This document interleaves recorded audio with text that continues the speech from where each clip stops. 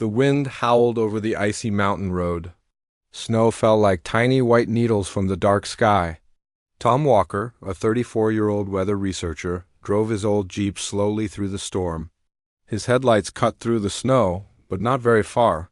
He was on his way back from checking a broken weather tower. Inside the car, everything was quiet except the sound of the heater and the soft beeping of a scanner on the dashboard. The scanner was used to detect heat from animals or people.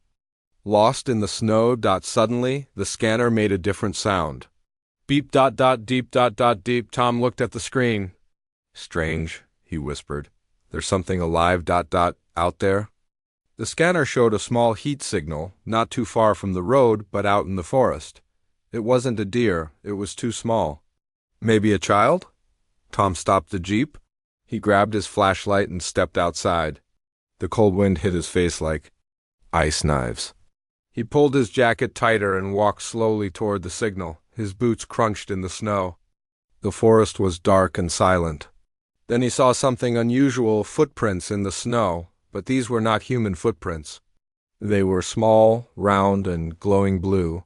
He followed them. After a few minutes, Tom heard something. It was soft. Like crying, a strange kind of crying, not like a human. It was musical, almost like singing mixed with sobs. Tom stepped carefully through the trees. And then he saw it. A small child was sitting under a tree, shaking from the cold. His skin was pale blue and glowing softly. He wore a strange silver suit, torn and dirty. His big, dark eyes looked up at Tom, full of fear. Tears ran down the boy's face, but the tears froze on his cheeks. Little crystals of ice hung there, shining in the light. Tom gasped. "My God, what are you?" he said, but softly. The child tried to stand and run, but he was too weak. He fell back down into the snow. Tom raised both hands slowly. "It's okay. I won't hurt you," he said gently. "You're freezing. Let me help." The child didn't understand his words, but he felt something in Tom's voice. Kindness. Tom took off his gloves and wrapped his warm scarf around the child. The boy didn't fight.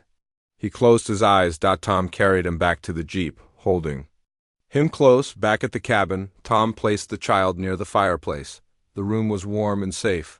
He gave the boy water, but the child only stared at the flames. Silent and still, Tom tried to ask questions, but the boy said nothing. He only made small musical sounds, like humming or tiny chimes. "Where are you from?" Tom asked. "Are you alone? What happened?"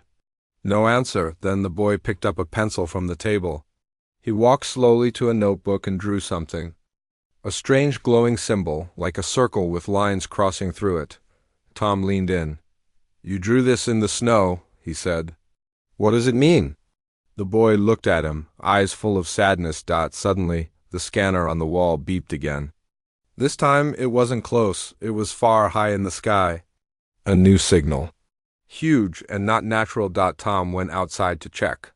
He looked up at the sky above the clouds. Just for a moment, a large, glowing shape moved silently. It wasn't a plane.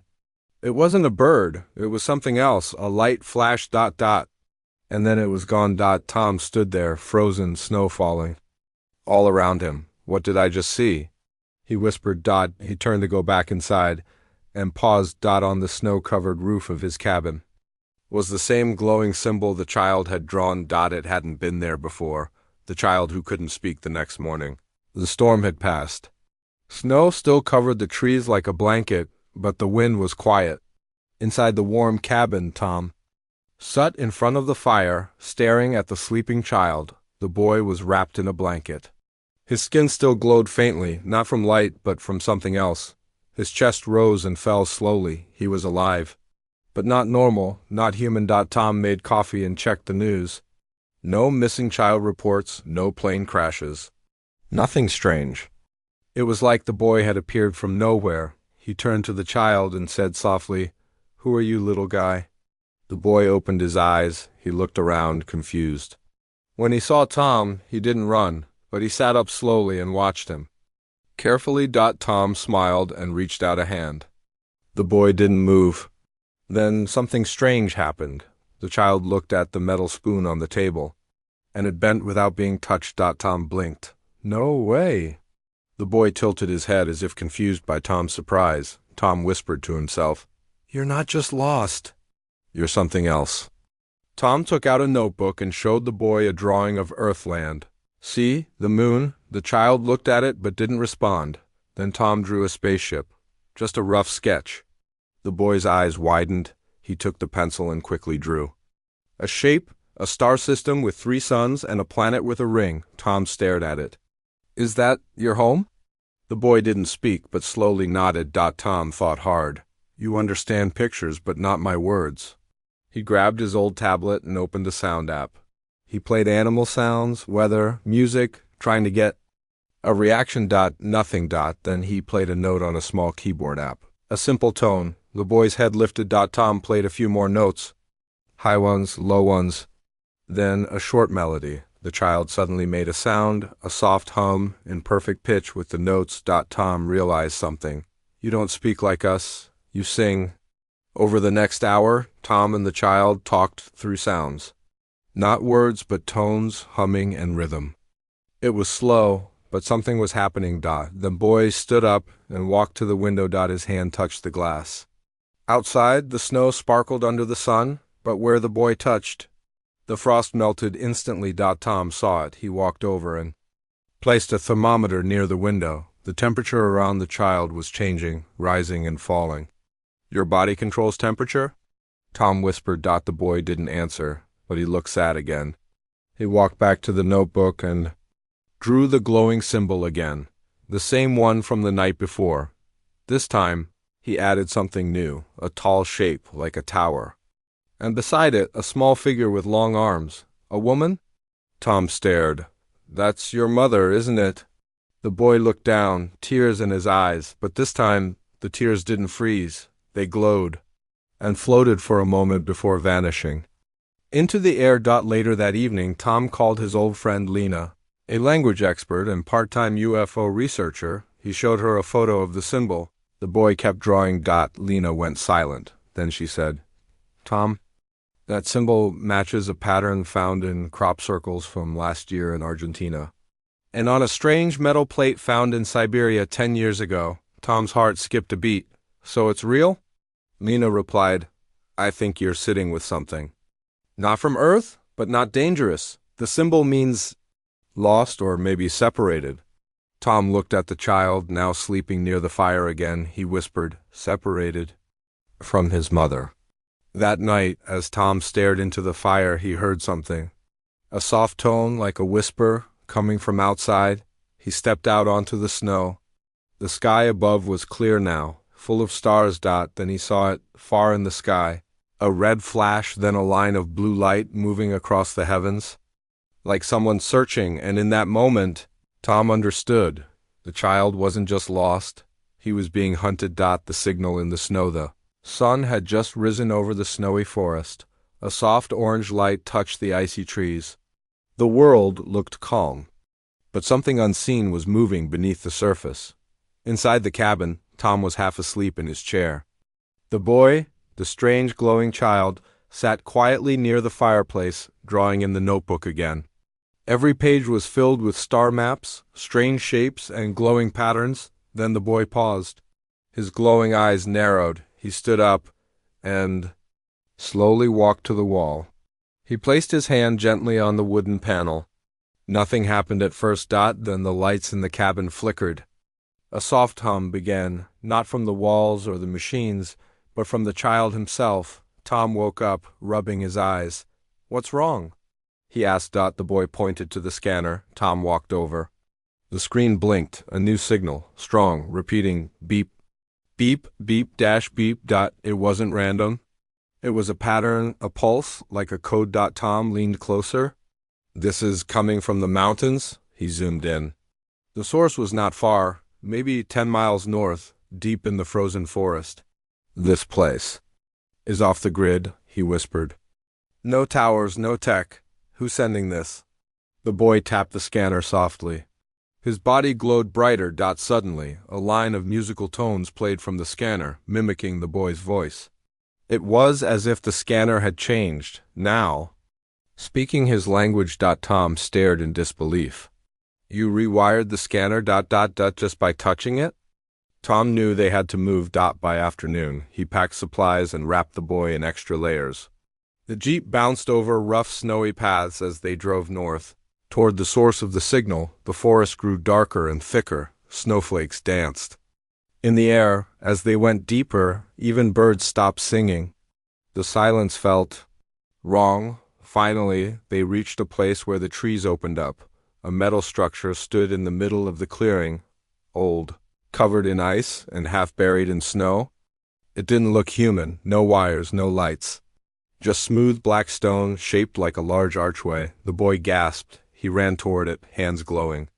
As he touched the surface, lines of light lit up, like veins beneath the metal skin. Tom walked forward slowly. What is this place? He muttered. Suddenly, the boy stepped inside the arch. The air shimmered, and a holographic image appeared above the structure. A woman's face. She looked like the boy, same glowing skin, same large eyes. Her face was calm, but her voice shook with pain. She spoke in musical tones. The boy answered, matching her melody. Tom watched in silence. Then a new sound came, a louder, mechanical buzz in the distance. He turned around. Drones. Black machines hovered just above the trees. 4 of them, then 6. Silent, watching. Tom pulled the boy behind him. The hologram shut off. The arch went dark again. A voice came from the drones, robotic and cold. Unknown life form detected. Retrieval in progress. Tom shouted, "He's not a threat. He's a child." But the drones didn't stop. One of them fired a warning shot, just a laser flash into the snow. The boy stepped forward, his hands raised. His body glowed brighter than before. Snow around him melted instantly, then refroze into sharp ice shards. The drones moved closer. The boy's glow became a shield, a clear blue energy wall. The first drone hit it and fell, smoking. Tom stared. "You're protecting us," but the child looked weak. The power was draining him. Tom grabbed the boy and ran. They escaped through the trees, the remaining drones following behind. Hours later, back at the cabin, Tom slammed the door shut. The drones didn't follow this far. The boy collapsed, breathing hard. His glow had dimmed. Tom held him close. "You saved us. But they know you're here now." The boy reached into his pocket and pulled out a small crystal, glowing like a frozen star. He placed it on the floor. The crystal floated. It began to project another image, this time of a giant starship, broken and crashing through Earth's upper atmosphere. Then the image shifted to a small escape pod, falling alone, toward the snow-covered mountains. Tom understood. "You didn't just land here, you crashed." The boy nodded weakly. Tom looked at the scanner again. The mountain signal was still there, stronger than ever. Someone out there was calling or waiting. Chase through the storm night returned to the forest, but this time it wasn't quiet. Above the treetops, red lights blinked in the darkness. The humming sound of drones filled the cold air like angry insects. Somewhere beyond, a hidden radio tower repeated a signal over and over, calling for help, or calling for capture. Inside the cabin, Tom stood by the window, holding his breath. The boy sat weakly near the fire, wrapped in a blanket, the crystal still glowing in his hand. "They found us," Tom said quietly, "and they're not here to help." The boy looked at him with tired eyes. He couldn't speak words, but his face said enough. He was scared. Tom grabbed his bag, stuffing in food, clothes, and tools. "We can't stay here, not anymore." He picked up the boy gently. As they stepped outside, snow began to fall again, heavier this time, as if the sky itself was warning them. They took a different path through the forest, deep and narrow, between sharp rocks and frozen rivers. Tom's breath came out in clouds. His boots crunched the snow. The boy held on to him tightly, glowing faintly like a lantern in the dark. Behind them, the sound of drones grew louder. Suddenly, a spotlight flashed through the trees. "Run!" Tom shouted. They stumbled downhill, slipping and sliding between trees. Lasers hit the ground behind them, burning holes in the snow. The boy lifted his hand. His body sparked, and a wave of blue energy knocked 2 drones off course, but the effort drained him again. Tom carried him the rest of the way. Until they reached a cave hidden under a fallen tree, they crawled inside. The cave was cold but dry. Tom placed the boy down and checked his pulse. Still breathing, still glowing. But weaker. Tom whispered, "You need help, and fast." The boy opened his hand and showed the crystal again. It was flashing now, faster. Tom understood. "It's a beacon, for your mother." The boy nodded. But then something changed. The crystal stopped blinking. Instead, it showed a 3D map, not of space, but of Earth. A red dot blinked on a nearby mountain. Tom stared. "That's a facility." "Military. I thought it was abandoned." The boy looked up, eyes wide. He pointed at the map, then at the symbol he always drew. Tom said, "Is that where she is?" The boy nodded. Before Tom could speak, they heard voices. Human voices. Not robots. Real people, soldiers. "We know you're in there." "Come out with your hands up." Tom froze. He whispered, "They tracked the beacon." He peeked outside. A team of soldiers in black suits stood nearby, weapons raised. They didn't see the entrance yet, but they were close. Tom looked back at the boy. "Can you run?" The boy shook his head. Tom took a deep breath. "Then I'll lead them away." He stepped out of the cave, hands raised. "I'm alone." He shouted. The soldiers turned. "Get down!" Tom ran, not away, but toward them. The soldiers fired stun shots. One hit his leg. He stumbled but kept going, pulling their attention deeper into the woods. Back in the cave, the boy stared at the crystal. His hands began to glow again, stronger now. His fear turned into something else. Willpower. He stood. He followed the map, slipping out of the cave unseen. Meanwhile, Tom lay in the snow, captured and surrounded. "Where's the subject?" one officer demanded. Tom coughed. "You're too late." At the edge of the forest, the boy reached the top of a snowy hill. Below him was the mountain base. Fences, towers, blinking lights. He raised the crystal. The ground shook. Above the clouds, something moved, slow, silent, and massive. A shadow the size of a stadium floated across the moonlight. Its surface shimmered like silver water. It made no sound. A ship. Suddenly, all power at the base went out. Lights died. Generators stopped. Inside the facility, alarms screamed. Scientists ran. Soldiers panicked. In the dark, a giant door opened, and a tall, glowing figure stepped out. She looked like the boy, but taller, stronger, her body covered in ancient armor of light. The boy saw her. He whispered, not with words, but with song, a soft, single note. She turned and sang it back, the mother's message, the sky above. The mountain glowed red and gold, even though the sun had not risen yet. Something was coming. Inside the secret facility, alarms continued to echo through the dark. The emergency lights flickered. Soldiers shouted into radios, but no answers came. Their equipment had failed, shut down by a silent force in the sky. In the center of the chaos, the boy stood frozen. He had reached the gates. And now, the gates had opened. From the shadows beyond, his mother stepped forward. She was tall, graceful, and glowing like the moon. Her long silver robe moved like smoke. Her eyes, full of light and sadness, locked onto the boy's. She spoke without speaking. A sound, soft and pure, echoed in the air like a forgotten lullaby. The boy answered with a single, trembling note. It was the first sound he had made that felt truly like a word. And in that one word was everything. Tom, handcuffed and bruised, watched through a window from a small holding room. A soldier was yelling into a dead radio nearby. Tom didn't care. His eyes were on the strange, glowing woman and the child who had survived everything to find her. Tears came to his eyes. They found each other, he whispered. He wasn't lying, he wasn't dangerous, he was just lost. Then the power came back on, but only in one room, a large chamber lit up with blue light. The center of the room opened to reveal a round platform, a machine ancient and alien. The boy and his mother stepped onto it. It responded to them, rising like an elevator. Tom was dragged into the room by soldiers. "You brought them here, didn't you?" A captain barked. "What do they want?" Before Tom could speak, the platform projected a giant image into the air, not of space, but of time. A holographic memory began to play. The room fell silent. They saw an alien world, beautiful and full of life. Twin suns shone above. Strange blue plants swayed in the wind. Children laughed in the background. Then a black shadow covered the sky. A different ship arrived, not glowing and smooth like the mother's, but sharp, spiked, and heavy. It shot fire into the sky. Cities burned. The mother's voice played over the scene in her musical language. The translation, in English, appeared as text. Our world was dying. They came without warning. They called it cleansing. We call it the hunt.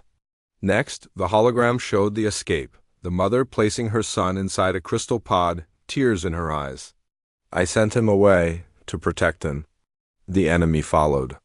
They are still near. The scene shifted again. Now it showed Earth, and in orbit above it, a dark ship. Watching, waiting. A countdown appeared in glowing red. Numbers 72 to 0. Oh, the soldiers looked at each other. What's that? Ours, one asked. Tom stared in horror. They're not just here to reunite. They're running out of time. The mother turned to the humans. For the first time she spoke in broken, clear English. Your world. Not target? Yet but danger. Close. She walked to Tom, still chained, and placed her hand over his forehead. A soft light passed into him. His wounds healed. The bruise faded. The fear calmed. You helped him, she said. Tom nodded. He helped me too. She smiled faintly. Then her tone changed. We go soon, but enemies still search. If find us, they destroy. She held up a small star-shaped device. The boy touched it, and it began to hum. It was a warning beacon, meant to stop the enemy from landing. But it would only work once. And they had 3 days. As the countdown continued. The mother sang a soft lullaby. The boy joined her. Their voices blended like light and wind. Everyone in the room, soldiers, scientists, even Tom, fell silent. No one could speak. It wasn't fear holding them still. It was something else. Something like peace. The kind you feel just before a storm. Sacrifice and hope. The snowstorm returned, stronger than before. But this time, the storm wasn't natural. Over the mountains, black clouds swirled unnaturally fast. Lightning flashed without thunder. The trees bent under the strange pressure. In the air. Tom stood outside the facility, watching the sky with wide eyes. The countdown continued. 48 hours, 0 minutes, and 0 seconds. The alien mother and child stood beside him. The boy's glow had returned, but it flickered now, as if the light inside him was fighting something dark. We need to leave this place, Tom said. They'll find us. The mother shook her head. We stay. We finish what was started. From the hilltop, the alien ship hovered silently, now fully visible. Its silver surface shimmered in the storm. Underneath, it had opened, preparing for launch. Or for defense. Then came the sound they had all been dreading, a deep mechanical roar. From the sky, everyone looked up. Breaking through the clouds, a new ship appeared, black, jagged, and covered in red markings. It moved slowly, but it felt like death had entered the air. The enemy had arrived. Inside the mountain base, soldiers rushed to stations. Missiles were armed. Jets scrambled, but their computers began to shut down. One by one, we're being jammed. A technician shouted. Double quote, no, we're being silenced, Tom whispered. The mother turned to her son. Now, he stepped forward. His small hands glowed, then rose into the air. He let out a long, haunting note, not in fear, but in strength. A blue dome of energy spread from his body, covering the mountain like a shield. The enemy ship fired. Red beam slammed into the dome. The boy screamed, dropping to one knee, but held the shield steady. Tom ran to him. You can't hold it alone. The boy looked up, tears in his eyes, not from pain but from knowing he was the only one who could stop this. He placed his glowing hand over Tom's heart. A spark passed between them. For a moment, just one. Tom saw everything. He saw the boy's memories, running through alien fields, holding his mother's hand. The dark ships attacking their world. The cold, lonely journey through space. And the moment he woke up, frozen in Earth's snow, Tom fell back, gasping. He had never felt a soul before. He looked at the child differently now. Not as alien, not as strange, but as family. Then the mother joined the boy, singing a deeper note. Her voice wrapped around his. And the shield grew stronger, but the enemy ship changed tactics, It launched a swarm, small hunter drones. Fast and sharp like insects made of knives, they rushed toward the dome. Brace for impact! Someone shouted. Suddenly, Tom saw a glowing switch on the base's main panel, alien tech fused with human power. It was the defense field booster, but it needed someone inside the control room to hold it down manually. No eye, no remote access. Someone had to stay. Tom turned to the mother. If I hold the booster, will it be enough? She nodded once. But you will not survive, she added gently. Tom smiled sadly. I wasn't supposed to survive this storm either. Until your son saved me. He ran inside, through fire, through sparks, through collapsing walls. He reached the control room, locked the door behind him, and placed his hand on the panel. Pain shot through him. The energy burned. His vision blurred, but outside the dome turned from blue to gold. It grew 10 times stronger. The drones hit it and exploded on contact. The enemy ship paused. For the first time. It hesitated. Down below, the boy cried. Out, not in fear, but in loss. He felt Tom's pain even from a distance. The mother held his shoulders, his choice, his gift. The boy wiped his tears. This time they didn't freeze or float. They turned into glowing threads of light, weaving into the air. He stood up. And he sang. The clouds split. A beam of light from the alien ship. His ship reached down. The boy rose into it. Still singing, arms out, voice shaking the very sky. Above him, his mother followed. Together, their final song pushed out in all directions. A wave of light, memory, and message all around the world. Satellites picked it up. It wasn't an attack. It was a warning and a goodbye. Inside the burning base, Tom collapsed beside the panel. But before the fire reached him, a soft light surrounded him, warm, familiar. A voice echoed in his mind. Hope never ends. Reunion under the stars. The battle had ended. But the sky still glowed with the memory of war. Above the mountains, pieces of the enemy ship floated silently in space, scattered like broken bones. The gold dome that had once protected the mountain was gone now, faded like a dream. Snow began to fall again. Gentle, soft, peaceful, but everything had changed. The world had seen it. Across Earth, screens flickered on. Cities paused. People stared as a final message from the alien child and his mother was broadcast in every language, every country, all at once. We came not to conquer, but to survive. Your kindness saved one of us. That kindness saved your world. It wasn't loud. It didn't need to be. The message ended with a glowing symbol, the same one the boy had drawn again and again. Now, the world understood what it meant.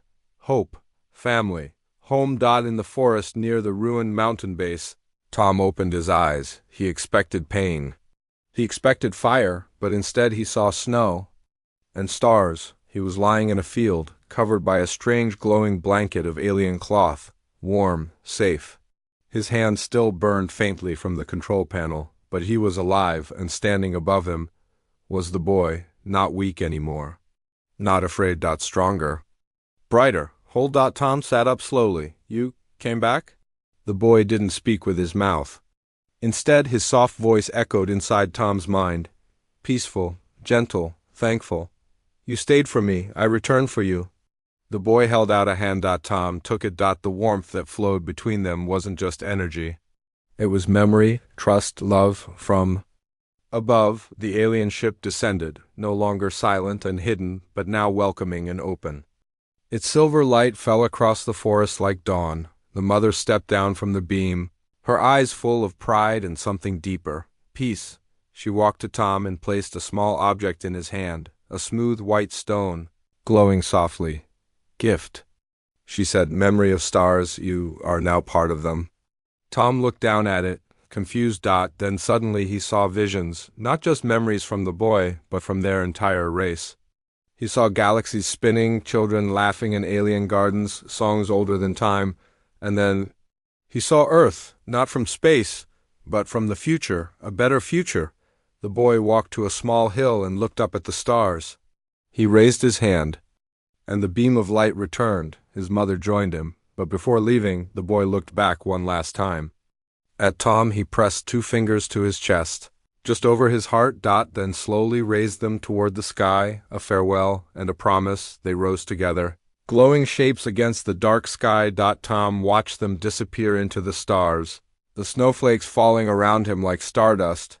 He stood alone, but not lonely. Weeks passed. The world changed. The governments tried to explain it. The scientists argued. Some called it fake.